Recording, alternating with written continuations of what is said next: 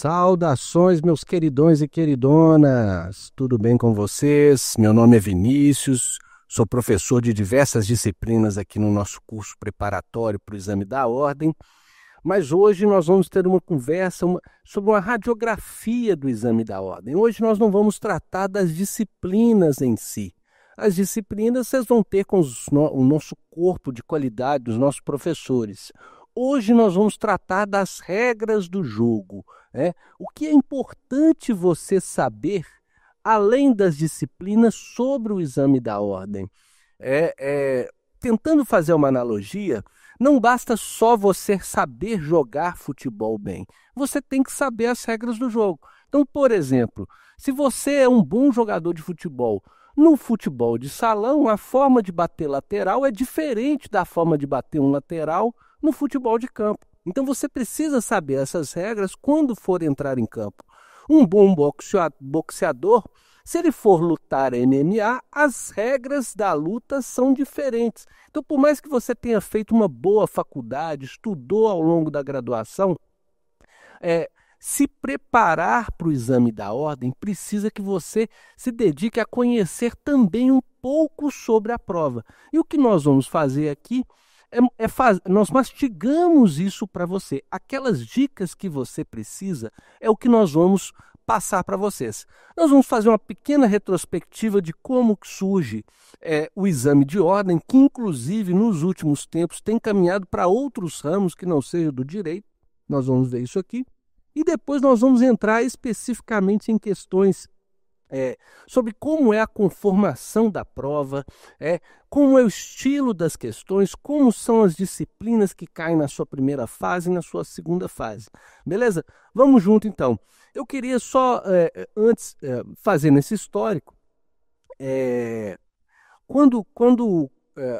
logo após a nossa independência, a independência do Brasil, o país ele não tinha um ordenamento jurídico próprio, que até então se utilizava as ordenações portuguesas, as regras, o ordenamento jurídico português. E o ordenamento jurídico português, ele exigia que para uma pessoa pudesse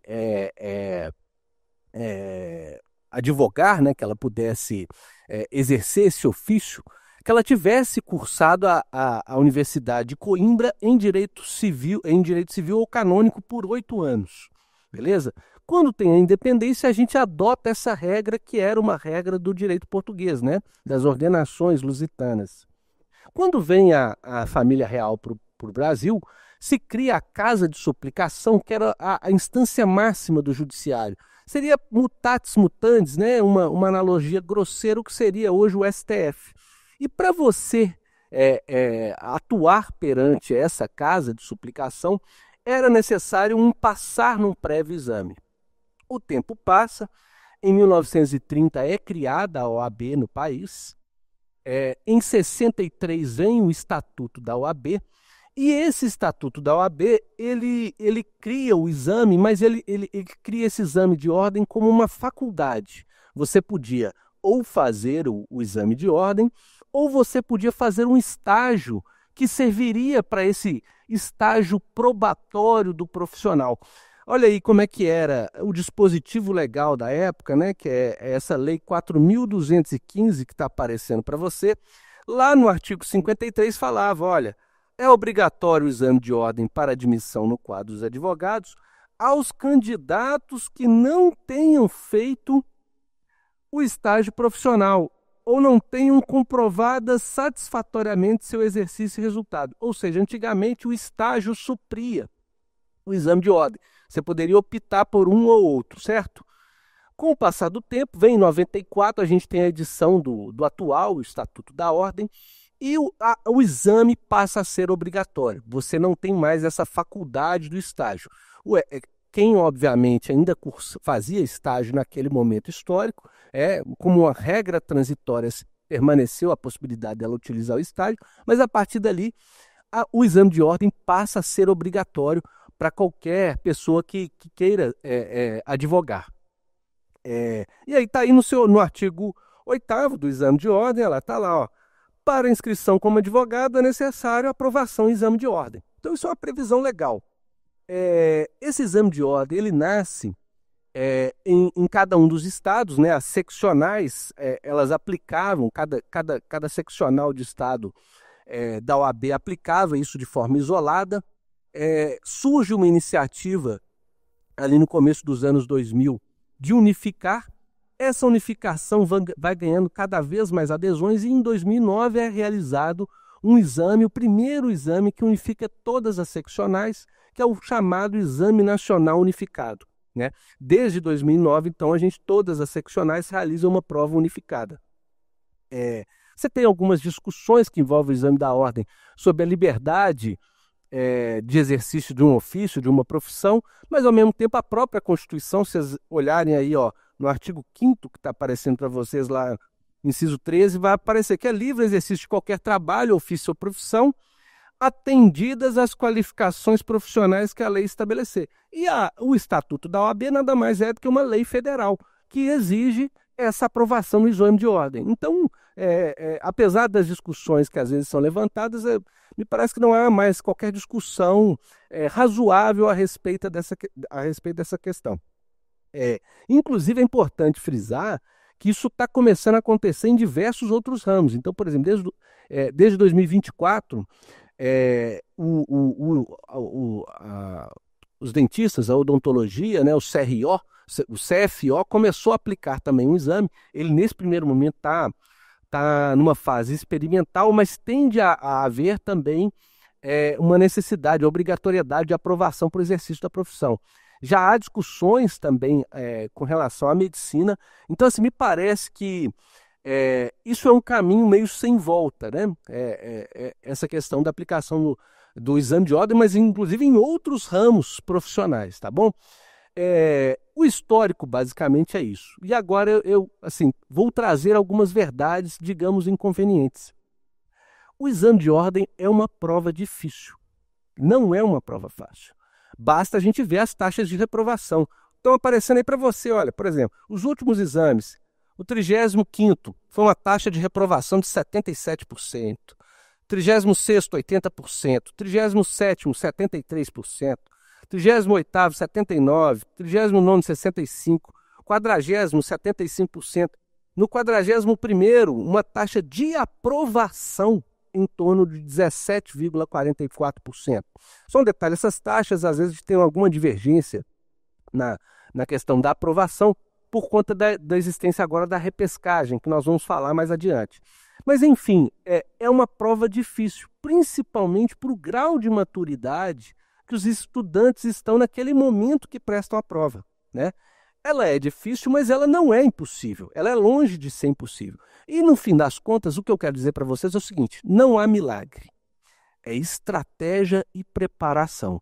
Então, aqui, nesse momento, nós vamos tentar falar um pouco sobre as estratégias que você vai abordar. Ao longo das disciplinas que você vai ler, os nossos materiais didáticos das nossas 20 disciplinas, você vai assistir às aulas, resolver exercícios, fazer os simulados, aí é a sua preparação efetiva para o exame de ordem. Aqui nós vamos falar das estratégias. Como é que é a atual configuração do exame de ordem? Ele atualmente é regulado aí pelo provimento 144 do Conselho Federal da OAB, e são 3 provas anuais, tá? Esse calendário ele é divulgado no fim de dezembro, de como que vai ser no ano seguinte. Mas, em regra, a gente sempre tem esses 3 exames. As primeiras fases geralmente são nos meses de março, julho e dezembro, e as segundas fases são ali nos meses de maio, setembro e fevereiro. Às vezes, assim, você está numa data limítrofe com outro mês, às vezes tem alguma alteração. Mas, em regra, são essas 3 provas anuais, com esses meses aí, em que geralmente são realizadas. Ela é organizada pela FGV, né? Tem aí, inclusive, no site, um material que está disponibilizado para vocês dessa aula introdutória, tem aí o site que você consegue acessar a página da FGV voltada para o exame da ordem. Você consegue baixar as provas antigas, você consegue ver o edital para você realizar a sua inscrição, enfim. E quem é que pode prestar esse exame? Isso aí está lá, né, no artigo 7º lá de quem pode prestar, que é o bacharel de Direito, ainda que pendente a sua colação de grau, formado em instituição regularmente credenciada. Mas ele também, ou seja, o bacharel em Direito é quem pode prestar o exame da ordem, mas também é facultado aos estudantes que estão nos 2 últimos semestres ou o último ano do curso. Então, se a gente for pegar, ou você está no último ano do curso, ou você está ali, quando os cursos, que ainda há cursos de direito anuais no país, né? E aí também, aqueles cursos que se dividem em semestres, se você tiver no 9º ou no 10º semestre, ou seja, nos últimos 2 semestres, você também pode fazer o exame da ordem. O que acontece é que o edital, por vezes, principalmente quando o exame de ordem ele invade semestres, ele sai de um semestre e termina no outro, ele se inicia no semestre e termina no outro, o edital do exame ele tem tido, em regra, uma cláusula que faculta que a pessoa que está no 8º período, mas ela estará no 9º quando o exame de ordem se encerrar, que ela possa vir a fazer a prova. Olha aí esse daí, o edital do 42º exame aí, que foi publicado agora em setembro de 2024, que tinha lá um item lá constando o seguinte: poderão realizar o exame de ordem os alunos de direito que comprovem estar matriculados nos 2 últimos semestres ou no último ano do curso de graduação em direito até o fim do 1º semestre de 2025. Então, o estudante tem que comprovar que, ao fim do 1º semestre de 2025, ele está nos 2 últimos semestres. Significa que a pessoa que está no 8º período, quando veio o edital, pode fazer o exame de ordem. Então, genericamente, é quem está no último ano ou últimos 2 semestres. Mas é possível que quem está no 8º semestre, quando sai o edital, a depender de uma previsão editalícia, que ele também possa fazer o exame da ordem. Sobre a primeira fase, o que é importante vocês saberem? É uma prova objetiva, sem consulta, né, de caráter eliminatório. Você não disputa com outros candidatos. É diferente de um concurso, né? Você não é só um caráter ela é só um caráter eliminatório. Você não tem uma necessidade de classificação. Não é uma prova eliminatória e classificatória. Não. Você não disputa com outros candidatos. Ela é só eliminatória. Se você fizer o mínimo, você está aprovado e você vai conseguir obter a sua licença para advogar. São 80 questões de múltipla escolha, A, B, C e D, na primeira fase. Você sempre pede a alternativa correta. Diferentemente de outros concursos, outros exames, que o candidato tem que estar atento se o examinador está pedindo a incorreta, se ele está pedindo um número de enunciados verdadeiros e falsos. Você não vai marcar certo ou errado para cada enunciado. São 80 questões de múltipla escolha, A, B, C e D, e o candidato tem que marcar a alternativa correta. A duração da prova, só um detalhe, você precisa de 50% de acertos na primeira fase. Como são 80 questões, você precisa de 40 questões serem marcada a alternativa correta, para que você vá para a segunda fase, que é a prova prática profissional. Tá? A duração da prova é de 5 horas, e se você tem 80 questões, na hora que a gente faz essa divisão, significa que você tem 3 minutos e 45 segundos para resolver cada questão. Isso é o tempo, né? A vida o tempo é escasso. E numa prova dessa natureza é mais escasso ainda. E o que é, então, que você tem que observar como estratégia de prova? É que é importante você mapear ao longo da sua preparação seus pontos fortes e seus pontos fracos. Todos nós temos fraquezas e virtudes. Então é importante que você mapeie quais são seus pontos fortes e fracos, para que você vá na prova, primordialmente, você vai prioritariamente nos seus pontos fortes. Você não tem todo o tempo do mundo para resolver sua prova. Então, aonde que você vai? Você vai nas disciplinas que você é mais forte. E por que você faz isso? Por 2 motivos. O primeiro deles é a autoestima. Imagine que você entre numa briga, numa luta de boxe, qualquer modalidade. Você quer começar essa luta batendo ou apanhando? Então, até para você você se sentir mais tranquilo, se sentir menos ansioso, você vai para os seus pontos fortes. Primeiro que você vai ganhar tempo, você vai resolver essas questões num menor, num tempo menor do que daquelas que você não tem tanta expertise, tanto conhecimento, e ao mesmo tempo aquilo te dá uma atmosfera favorável para você continuar a sua prova, tá? E como é que eu faço isso? Como é que você vai saber? A prova te permite saber isso. Por quê? Porque as questões por cada uma das disciplinas já estão mapeadas. Olha isso aí que a gente colocou para vocês. Então, por exemplo, a disciplina de ética, as questões 1 a 8, filosofia do direito, as questões 9 a 10, direito constitucional de 11 a 16, ou seja, cada disciplina do exame da ordem, que são 20 disciplinas, cada uma delas já tem um número de questões definido que vão cair na sua prova e, ao mesmo tempo, você vai saber topograficamente aonde ela está localizada na sua prova. Isso vai facilitar que você, uma economia de tempo e autoestima. Você vai conseguir ir primeiro naquelas questões que você se sente mais preparado, que vão te dar mais tempo para trabalhar aquelas outras que você não tem tanta facilidade. Tá bom? Então tem aí todas as disciplinas aparecendo para vocês. Isso está no material de vocês, está no nosso site, aí na AVA, no ambiente virtual aí do aluno. Todas essas questões. Então você, por exemplo, eu sou muito forte em direito tributário. Inclusive, eu escolhi fazer a segunda fase em direito tributário. Então, eu vou direto na prova lá na 25 e 29. Além de direito tributário, eu sou muito bom também em direito constitucional. E, obviamente, todos vocês, daqui a pouco nós vamos ver como dicas, você tem algumas disciplinas que você tem que focar nelas, tá? Por exemplo, a ética profissional. Então, é importante você saber que existe a possibilidade de você tentar majorar, né, esse seu tempo, a sua autoestima durante a prova. Beleza? Uma coisa que eu preciso dizer para vocês, a prova da OAB, ela é majoritariamente legal. O que é isso?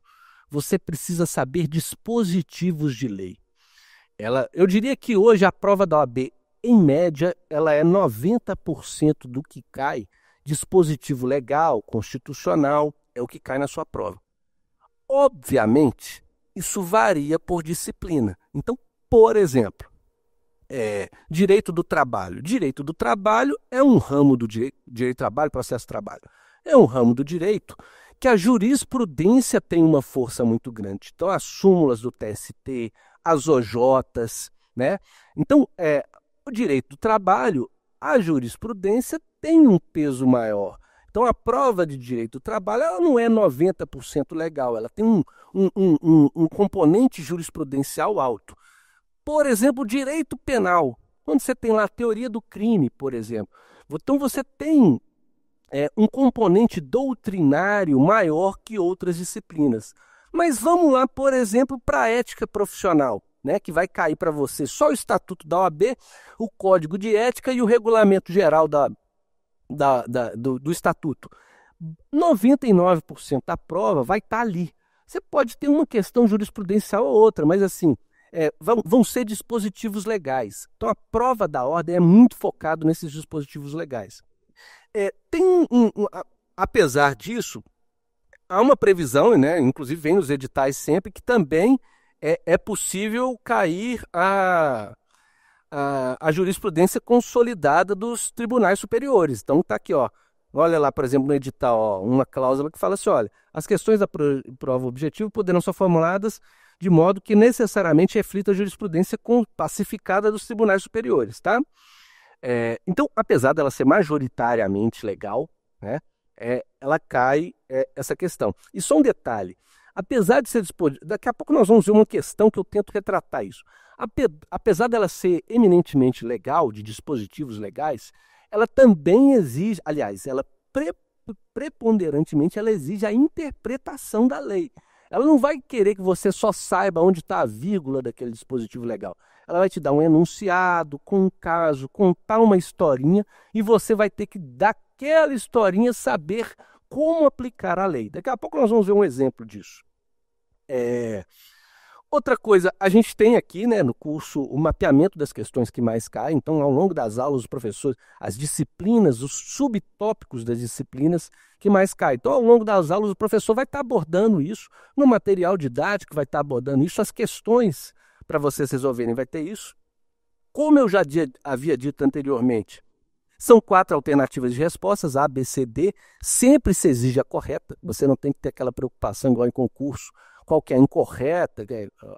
Eles não vão no meio da prova, inserir um incorreto lá e você vai passar despercebido. E como eu acabei de falar, são enunciados hipotéticos, eles são extensos, ou seja, eles querem que você gaste aquele 3 minutos e 45 segundos em cada questão. Você vai ter que ler com atenção a questão. E eles tendem para a interdisciplinariedade. O que é isso? Ele envolve várias disciplinas, vários tópicos de disciplinas, ainda que seja dentro da mesma disciplina. Ou, às vezes, casam disciplinas numa mesma questão. Então, só para tentar dar um exemplo, às vezes eles abordam várias coisas distintas de uma mesma disciplina. Então, por exemplo, no direito tributário, às vezes eles vão tratar numa só questão uma questão de imunidade, uma questão processual, uma questão de lançamento. Às vezes eles vão abordar, por exemplo, uma questão interdisciplinar. Então, eles vão tratar, por exemplo, uma questão de estatuto da OAB e uma questão de direito financeiro, para saber, por exemplo, se a OAB deve prestar contas para o Tribunal de Contas. É uma disciplina ali que é uma questão que envolve a OAB, então você tem que saber a organização da OAB e tal, mas ao mesmo tempo é uma questão de direito financeiro, essa prestação de contas ou a fiscalização realizada pelo TCU. Então é possível, né, a OAB tende a fazer isso, tá? Vamos dar um exemplo aqui que eu falei para vocês de uma questão que é interessante você saber como cai. Olha só, o dispositivo que você precisa saber para resolver essa questão está aí embaixo, antes da gente ler a questão. Ele é muito simplório, muito. Ele quer saber se você sabe quais são os direitos a serem realizados pela Seguridade Social. Vocês vão ver aí no dispositivo, está falando que a Seguridade Social ela compreende um conjunto integrado de ações destinadas a assegurar direitos relativos à saúde, à previdência e assistência social. Então, você só precisa saber que a Seguridade Social, ela realiza direitos, ela tende a realizar direitos, ela é voltada para realizar direitos de saúde, assistência e previdência. É isso que você precisava saber para a questão. Mas vamos ver, a questão ela sequer fala em assistência social, saúde ou previdência. Vamos lá ler como é que é ela? Olha só. O governador do estado diante da informação de que poderia dispor de um lastro orçamentário mais amplo para execução de despesas com a Seguridade Social, convocou o seu secretariado a fim de planejar o encaminhamento a ser dado a tais recursos.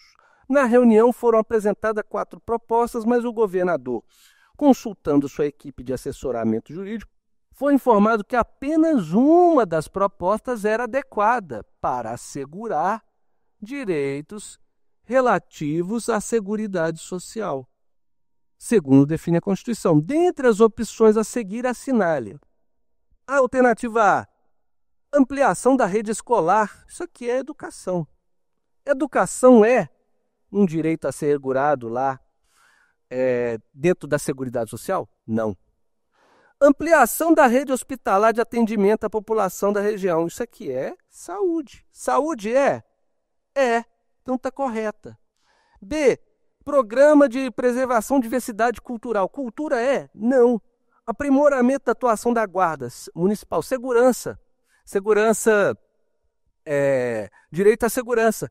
Isso é assegurado pela Seguridade Social? Não. Vocês conseguem compreender que com um dispositivo muito simples, muito fácil de ser guardado, você resolveria essa questão.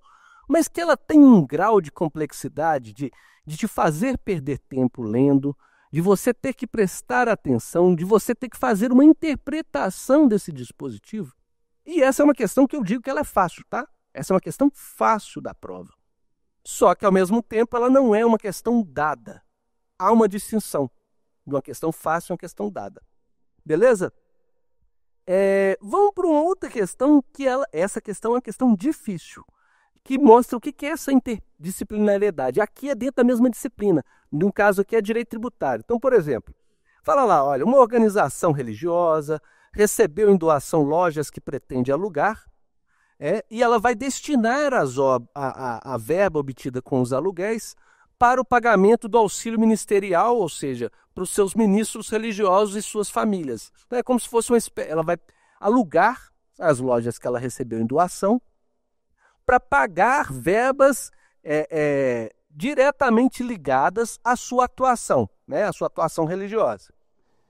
Só que ela, temendo que o fisco lance os tributos referentes a IPTU dessas lojas que ela recebeu em doação, ela procura você como advogado. E para que você promova a medida judicial, ou seja, qual a ação que você vai propor, para impedir que o município lance esse tributo IPTU.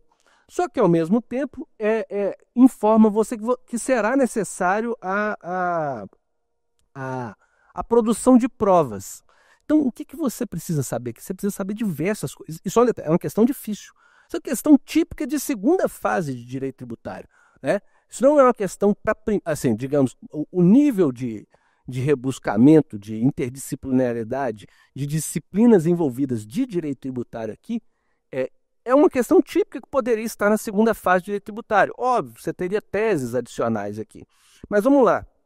Você precisa saber aqui que, no caso, esses imóveis aí que foram doados, essas lojas, elas gozam de imunidade tributária, porque tem uma súmula vinculante que fala exatamente isso, que aluguéis, se a renda voltada desses aluguéis, dessas entidades imunes, como as entidades religiosas, for voltada para as ações dela,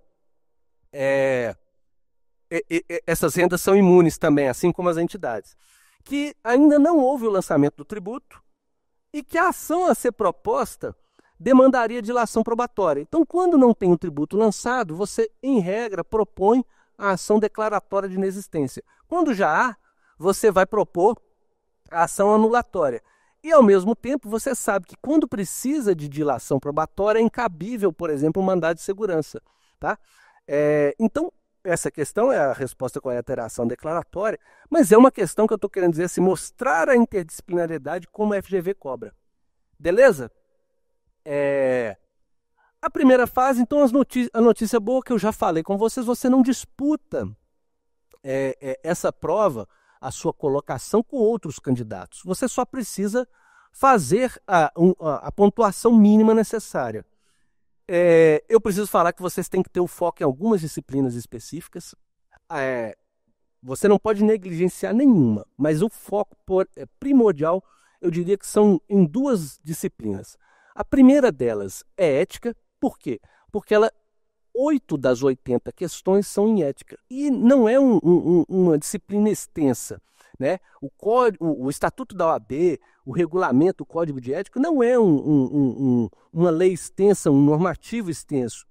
Diferente, por exemplo, do Código Civil, que tem 2.000 artigos, né? CPC é extenso, enfim, não é uma disciplina muito extensa e, ao mesmo tempo, tem um volume de questões muito grande. E um foco eminentemente legal, tá? Então, ética é uma disciplina que você tem que ir para a prova para fechar a disciplina. Outra disciplina, que é direito constitucional, né? Na conformação da prova só se exigem 6 questões. Só caem 6 questões. Acontece que, na verdade, é muito mais que isso. Por que eu estou falando isso? Porque você tem diversas outras disciplinas que cobram eminentemente o texto constitucional. Então, por exemplo, direito financeiro, quase sempre a questão exigida, ela está no texto da Constituição. Direito tributário, sempre tem alguma questão que está no texto constitucional. Direito administrativo, quase sempre tem uma questão que está no texto constitucional. Direito internacional, é comum que você tenha alguma questão voltada à nacionalidade que esteja no texto constitucional. Direito eleitoral, é possível que você tenha questão que esteja lá acerca de dispositivos constitucionais. Ou seja, você tem uma gama de disciplinas que você resolve com texto constitucional, além daquelas 6 previstas expressamente, né, na sua prova. Então, eu diria o seguinte, que entre 10 e 14 questões da sua prova, você resolve, ou só contando aquelas 6, você consegue resolver essas outras adicionais com texto constitucional. Se você soma isso, por exemplo, as disciplinas de ética, as questões de ética, você tem aí mais de 20 questões com ética e direito constitucional. Então você já teria mais de 50% da pontuação que você precisa para ser aprovado com essas disciplinas. E outra coisa que você precisa também, nós vamos ver quando a gente for trabalhar aqui a segunda fase, que você precisa escolher uma disciplina entre 7 para que você vá fazer a sua prova prática profissional. Você tem que, na primeira fase, já ser uma autoridade dessa disciplina. Então, se você escolheu penal, vai escolher penal para fazer a segunda fase, você já tem que ir para a primeira fase sabendo muito de penal e processo penal. Se você vai escolher trabalho e processo trabalho, você já tem que ir com trabalho e processo trabalho com muito conhecimento dessa disciplina. Se você vai escolher tributário, ou constitucional, ou administrativo, você tem que saber essas disciplinas mais processo civil, porque você, na sua segunda fase, é isso que vai cair para você. Empresarial da mesma forma, civil da mesma forma. Se você soma as questões de constitucional, ética e aquelas que você precisa para a segunda fase, você já está muito próximo na sua aprovação. E aí uma dica final, para a gente terminar essa conversa sobre a primeira fase, porque a segunda fase nós vamos tratar daqui a pouco, numa outra aula. É o seguinte, que você não precisa saber tudo sobre tudo. Não precisa. Definitivamente não precisa. Mas eu costumo dizer que você precisa pegar os pênaltis mal batidos. O que é isso? Tinha um goleiro muito famoso quando eu ainda era um jovem, foi inclusive campeão do mundo com o Brasil, Tafarel. Ele não era um goleiro excepcional ao longo do jogo, mas ele era um exímio pegador de pênaltis. Por quê? Ele não escolhia canto demais. Ele ficava posicionado no meio do gol e aqueles pênaltis que o cara não batia muito bem, muita força no canto, no alto, ele estava pronto para pegar. Você tem que fazer isso na sua prova. Aquele corpo, aquelas questões singelas de cada disciplina, e tem questões fáceis de cada disciplina que vão cair na sua prova, num volume expressivo, essas você não pode perder. Essas você tem que pegar. Então você precisa saber um mínimo de cada disciplina que vai estar na sua prova. Isso é pegar os pênaltis mal batidos. Se você soma pegar pênalti mal batido com disciplinas que você vai ter que ter força, não há dúvida que você vai ser aprovado na primeira fase do seu exame de ordem. Eu não falei aqui também a questão de anulações, né, na primeira fase, questões, há inclusive um histórico recorrente de anulações. No 41º não houve anulações, mas é recorrente ter anulações de questões de primeira fase. Pessoal, então, basicamente, a primeira fase, o que eu queria ter conversa com vocês é isso, tá? Nós vamos bater um papo sobre a segunda fase, com minúcias de como a segunda fase e as atenções necessárias, mas é importante, essa conversa que nós tivemos, é importante para você saber que não basta só você saber direito, você também precisa saber estrategicamente como usar isso para a sua prova. Beleza? Nos vemos aí em mais dicas ou nas disciplinas que estaremos juntos. Um grande abraço.